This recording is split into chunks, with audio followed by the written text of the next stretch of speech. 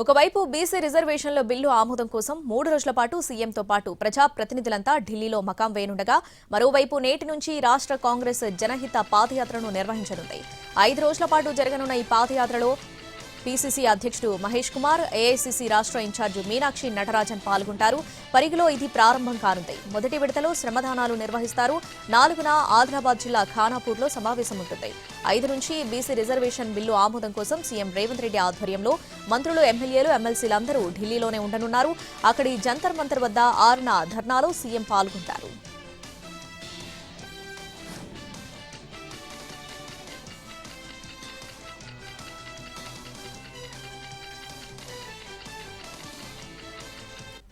ఇవాళ తెలంగాణ హైకోర్టులో 4 కొత్త న్యాయమూర్తులు ప్రమాణ స్వీకారం చేయనున్నారు.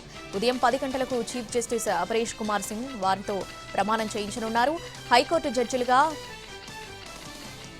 ప్రమాణం చేయనున్న వారిలో గాడి ప్రవీణ్ కుమార్, వాకిటి రామకృష్ణారెడ్డి, చలపతిరావు, గౌస్ మీరా, మోయినుద్దీన్ ఉన్నారు.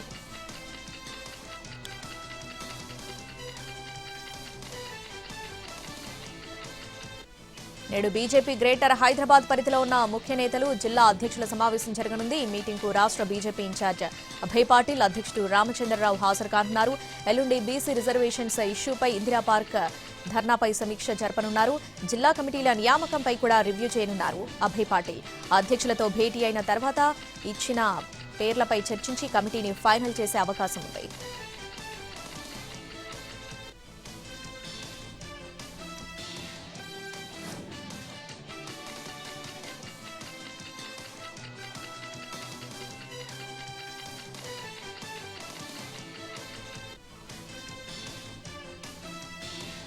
విద్యుత్ శాఖపై సీఎం రేవంత్ రివ్యూ నిర్వహించారు. రాష్ట్ర సచివాలయానికి సౌర విద్యుత్ సంబంధించిన ఏర్పాట్లు చేయాలని అధికారులకు సీఎం ఆదేశించారు. ఆర్ఎండ్బీ విద్యుత్ శాఖ సమన్వయంతో త్వరితగతిన పనులు చేయాలని చెప్పారు. ఎండాకాలంలో సచివాలయంలో వాహనాల పార్కింగ్కి అనుకూలంగా ఉండేలా సోలార్ రూఫ్ టాప్ షెడ్స్ ఏర్పాటు చేయాలన్నారు. సచివాలయం చుట్టూ solar fencing, solar roof top ఏర్పాటు చేయాలని ఆదేశించారు. ఇందిరా సోలార్ గిరిజన వికాసం పథకం రాష్ట్రంలోని అన్ని గిరిజన, ఆదివాసీ తండాలు, ఏజెన్సీ ఏరియాల్లో యుద్ధ ప్రాతిపదికన అమలు చేయాలని సీఎం రేవంత్ రెడ్డి ఆదేశించారు. 3 ఏళ్లలో 2,10,000 మంది ఎస్టీ రైతులకు ఈ పథకం అందించాలన్నారు ముఖ్యమంత్రి.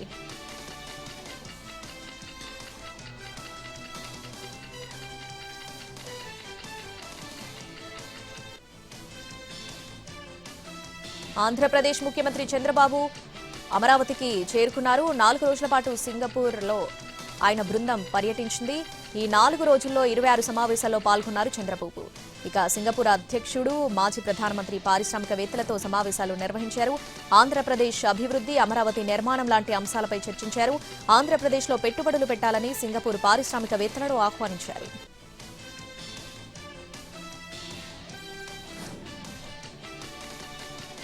తెలంగాణలో కొత్తగా మరో విద్యుత్ పంపిణీ సంస్థ ఏర్పాటుకు ముఖ్యమంత్రి రేవంత్ రెడ్డి ఆమోదం తెలిపారు. విద్యుత్ విభాగంలో సంస్కరణలపై తన నివాసంలో రేవంత్ రెడ్డి సమీక్ష నిర్వహించారు. ఈ సమావేశంలో డిప్యూటీ సీఎం భట్టి విక్రమార్క, ఇంధన శాఖ principal secretary Naveen Mittal, CM special secretary Ajit Reddy, Genco CMD Harish, SPDCL CMD Musharraf, NPDCL CMD Varun Reddy, Singareni CMD Balram పాల్గొన్నారు. కొత్తగా ఏర్పాటు చేయబోయే డిస్కం పరిధిలోకి వ్యవసాయ ఉచిత విద్యుత్, 200 యూనిట్ల ఉచిత గృహ విద్యుత్, స్కూళ్లు, కాలేజీలకు ఉచిత విద్యుత్ పథకాలను చేర్చనున్నారు.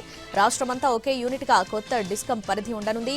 డిస్కంల ఆర్థిక స్థితిగతులను మెరుగుపరిచేందుకు సంస్కరణలు తప్పనిసరి అని ప్రభుత్వం భావిస్తోంది.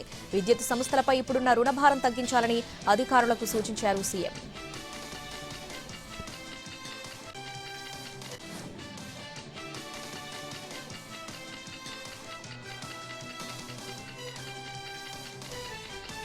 జూబ్లీహిల్స్ అసెంబ్లీ నియోజకవర్గ ఉప ఎన్నికపై కాంగ్రెస్ ఫోకస్ పెట్టింది.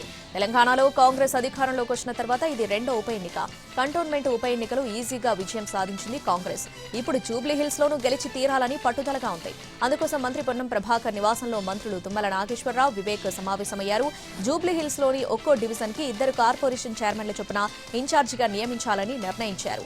10 నుండి 15 బూత్లకు ఒక కార్పొరేషన్ చైర్మన్ ఇన్ఛార్జిగా ఉండాలని నిర్ణయం తీసుకుంది కాంగ్రెస్. మొత్తం 18 మంది కార్పొరేషన్ చైర్మన్లకు జూబ్లీహిల్స్ ఉప ఎన్నికల బాధ్యత అప్పగించనున్నారు. ఉమ్మడి ఖమ్మం జిల్లాలో చేపట్టే పనుల్లో వేగం పెంచాలని సీఎం రేవంత్ రెడ్డితో మంత్రి తుమ్మల నాగేశ్వరరావు సమావేశమయ్యారు. సీతారామ ప్రాజెక్టు అంచనాల పెంపుకు అనుమతి ఇచ్చి పనులు శరవేగంగా జరిగేందుకు సహకారం అందిస్తున్నందుకు ధన్యవాదాలు తెలిపారు. అలాగే జూబ్లీహిల్స్ ఉప ఎన్నికపై కూడా ఇరువురి మధ్య చర్చ జరిగింది.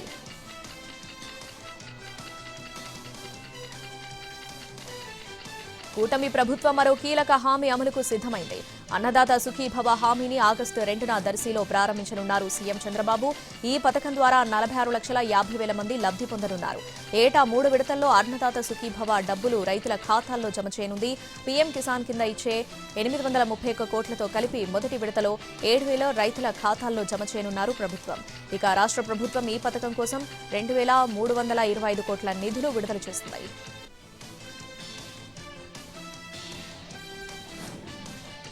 Capital land investments CEO Sanjeev Das గుప్తాతో మంత్రి నారా లోకేష్ భేటీ అయ్యారు. సీఎల్ఐ స్థిరమైన పెట్టుబడులకు ప్రాధాన్యతనిస్తున్నందున విశాఖలోని డేటా సెంటర్ల ఏర్పాటుకు దృష్టి పెట్టాలని లోకేష్ కోరారు.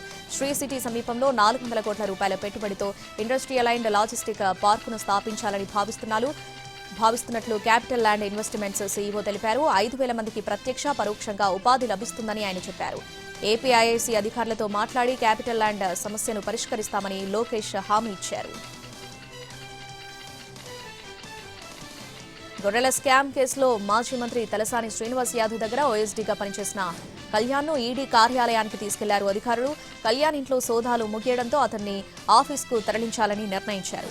తన కార్ని స్వయంగా డ్రైవింగ్ చేసుకుంటూ వెళ్లారు కళ్యాణ్. మరోవైపు కళ్యాణ్ ఇంట్లో స్వాధీనం చేసుకున్న నగదు, డాక్యుమెంట్లను ఈడీ ఆఫీస్కు తీసుకెళ్లారు అధికారులు. 2 కార్లలో సామగ్రిని తరలించారు. ఈడీ సోదాలపై తర్వాత మాట్లాడతానని కళ్యాణ్ చెప్పారు. ఈడీ అధికారులు తన ఇంట్లో సోదాలు చేశారని సమాచారం అందిందని, వారు తన ఇంటికొచ్చారని చెప్పారు.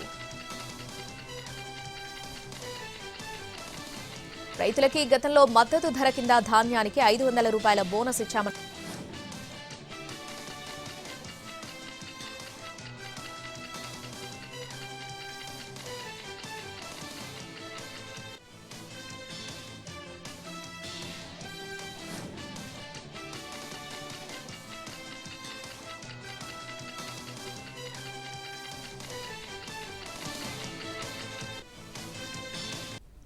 స్క్రీనింగ్ పరీక్షల నిర్వహణలో సంస్కరణలు తీసుకొచ్చింది ఏపీపీఎస్సీ. నిరుద్యోగులకు ప్రయోజనం కలిగించేలా కీలక మార్పులు చేసింది. ప్రత్యక్ష ఉద్యోగ నియామకాల్లో స్క్రీనింగ్ పరీక్ష నిర్వహణకు అనుసరిస్తున్న విధానాన్ని మార్చబోతున్నారు. పరీక్షార్థుల సంఖ్య 25,000 మించినప్పుడల్లా స్క్రీనింగ్ పరీక్ష నిర్వహించే విధానం రద్దు చేయనున్నారు. ఖాళీల సంఖ్య కంటే అభ్యర్థుల సంఖ్య 200 రెట్లు మించినప్పుడే ఇకపై స్క్రీనింగ్ పరీక్ష ఉంటుంది. ఏపీపీఎస్సీ ప్రతిపాదనలను ఆమోదిస్తూ రాష్ట్ర ప్రభుత్వం ఉత్తర్వులు జారీ చేసింది. సృష్టి ఫెర్టిలిటీ సెంటర్ అక్రమాలతో ఆంధ్రప్రదేశ్లో వైద్య ఆరోగ్య శాఖ అధికారులు అలర్ట్ అయ్యారు. తిరుపతిలోని హాస్పిటల్స్, ఫెర్టిలిటీ సెంటర్లలో వైద్య ఆరోగ్య శాఖ అధికారులు తనిఖీలు చేశారు. తిరుపతిలో 11 ఐవీఎఫ్ సెంటర్లను గుర్తించగా వాటిలో డీఎంహెచ్ఓ ఆధ్వర్యంలో తనిఖీలు కొనసాగుతున్నాయి.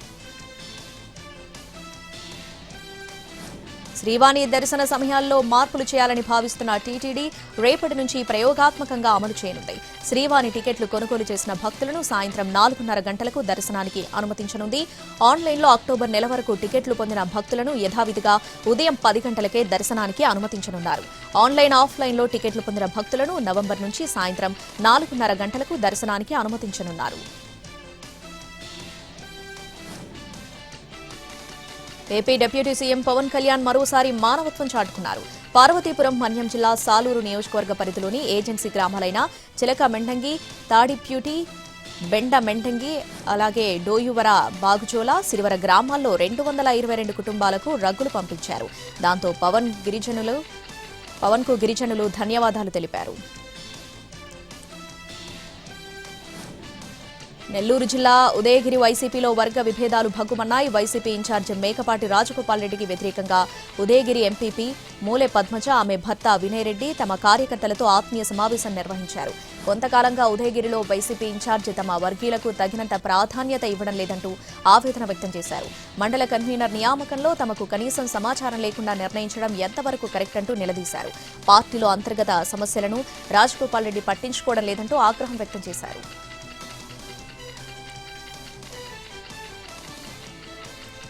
సిమ్బాక్స్ తో సైబర్ నేరాలు చేస్తున్న ముఠా గుట్టురట్టు చేశారు మంచిర్యాల జిల్లా పోలీసులు. గంటలో 40 నుంచి 50 వేల కాల్స్ చేసినట్లు గుర్తించారు.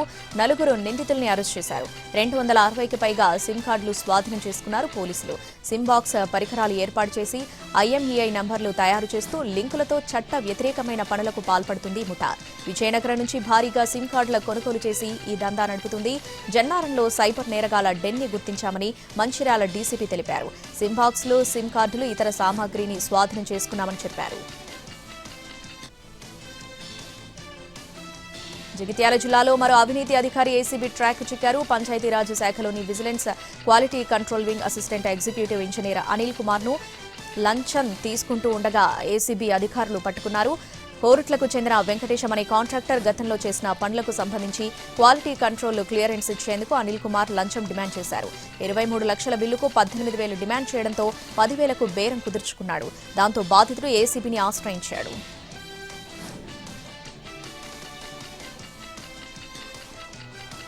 హైదరాబాద్ శివార్లోని ఫామ్ హౌస్ లో సీజ్ చేసిన 11 కోట్ల రూపాయలపై ఏసీబీ కోర్టులో మెమో దాఖలు చేసింది. ఏపీ సిట్ అలాగే ఆంధ్రప్రదేశ్ మద్యం కుంభకోణం కేసులో A1 నిందితుడిగా ఉన్నటువంటి రాజ్ కేస్ రెడ్డి అండ్ టీంకు చెందిన 11 కోట్ల రూపాయలు సీజ్ చేసినట్టు మెమోలో తెలిపారు సిట్ అధికారులు. ఈ డబ్బును తమ దగ్గర ఉంచాలా లేదంటే FDR చేయాలా అనే దానిపై ఆదేశాలు ఇవ్వాలని కోర్టును కోరింది సిట్. అంతకుముందు ఏసీబీ కోర్టులో అఫిడవిట్ దాఖలు చేశాడు Raj case Reddy. Farm house లో పట్టుబడ్డ డబ్బు తనది కాదని అఫిడవిట్లో తెలిపాడు.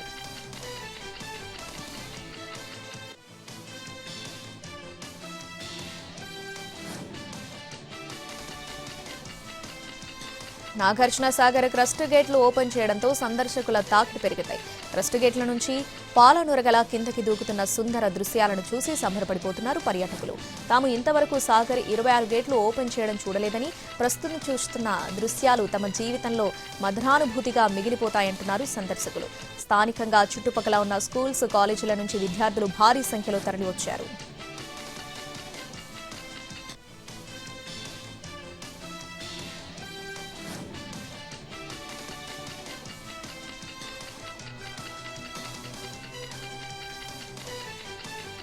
రేపు కడప జిల్లాలో ఏపీ సీఎం చంద్రబాబు పర్యటించనున్నారు. జమ్మలమడుగులో ఎన్టీఆర్ పెన్షన్లు పంపిణీ చేయనున్నారు. అనంతరం పలు అభివృద్ధి కార్యక్రమాలకు శంకుస్థాపన చేయనున్నారు.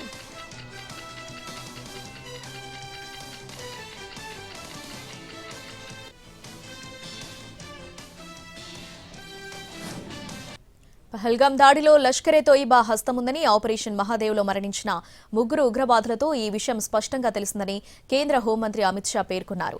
పహల్గాంలో దాడులకు పాల్పడిన ఉగ్రవాదులను మట్టుబెట్టాలని ప్రజలు కోరుకున్నారని, అందుకు తగినట్లుగానే భద్రతా దళాలు వారి తలపై తూటాలు పేల్చాయన్నారు. ఆపరేషన్ సింధూర్పై రాజ్యసభలో మాట్లాడారు అమిత్ షా. మతానికి సంబంధించిన వివరాలు అడుగుతూ మహిళలు, చిన్నారుల ముందే ఉగ్రవాదులు అత్యంత అనాగరిక చర్యలకు పాల్పడ్డారని ఆవేదన వ్యక్తం చేశారు.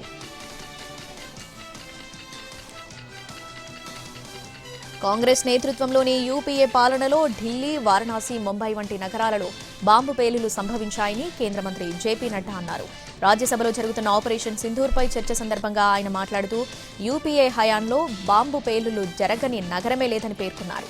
వారి పాలనలో ఉగ్రవాదాన్ని చూసి చూడనట్లు వ్యవహరించారని ఆరోపించారు. ఆపరేషన్ సింధూర్ సందర్భంగా ప్రభుత్వం 1400కి పైగా డిజిటల్ మీడియా URLలను బ్లాక్ చేసిందని మంత్రి అశ్విని వైష్ణవ్ లోక్సభకు తెలిపారు. పాకిస్తాన్తో సంబంధమున్న సోషల్ మీడియా ఖాతాలు ఈ URLస్తో తప్పుదారి పట్టించేలా భారత వ్యతిరేక కంటెంట్ వ్యాప్తి చేస్తున్నాయని చెప్పారు. కొన్ని సోషల్ మీడియా ఖాతాలు భారత్ వెలుపల నుంచి నిర్వహిస్తున్నట్లు పేర్కొన్నారు. ఆపరేషన్ సింధూర్ సమయంలో తప్పుడు, హానికరమైన సమాచారాన్ని వ్యాప్తి చేసినట్లు పేర్కొన్నారు. దేశ ప్రయోజనాలను దృష్టిలో పెట్టుకుని అభివృద్ధి చెందిన దేశాలతో వాణిజ్యంపై డీల్ చేసుకోవడానికి భారత్ ఎప్పుడూ సిద్ధంగా ఉంటుందన్నారు వాణిజ్య శాఖ మంత్రి పీయూష్ గోయల్. డెడ్లైన్స్, టైం బౌండ్లో భారత్ ఎప్పుడూ డీల్స్ చేసుకోదని స్పష్టం చేశారు. దేశ హితంగా ఉన్నప్పుడే డీల్ ఫైనల్ అవుతుందని చెప్పారు.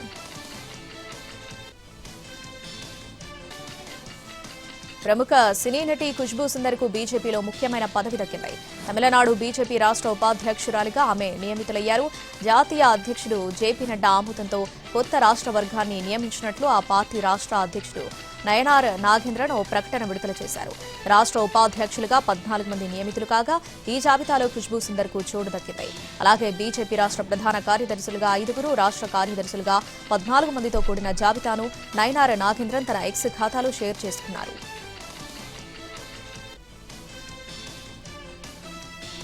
అంతరిక్ష రంగంలో భారత్ మరో కీలక ముందడుగు వేసింది.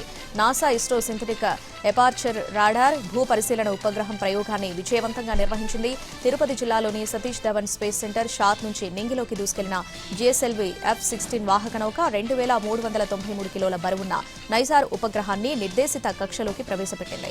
ఇస్రో నాసా కలిసి ప్రయోగించిన తొలి ఉపగ్రహం ఇదే. అత్యంత ఖరీదైన ఉపగ్రహంగానూ నిలిచింది. దీనికోసం నాసా $1.16 బిలియన్ సమకూర్చగా భారత్ $90 మిలియన్ ఇచ్చింది. అంతరిక్షంలోకి ఇప్పటి వరకు చేర్చిన అత్యంత శక్తివంతమైన ఎర్త్ అబ్జర్వేషన్ శాటిలైట్లలో ఇది ఒకటిగా నిలిచింది.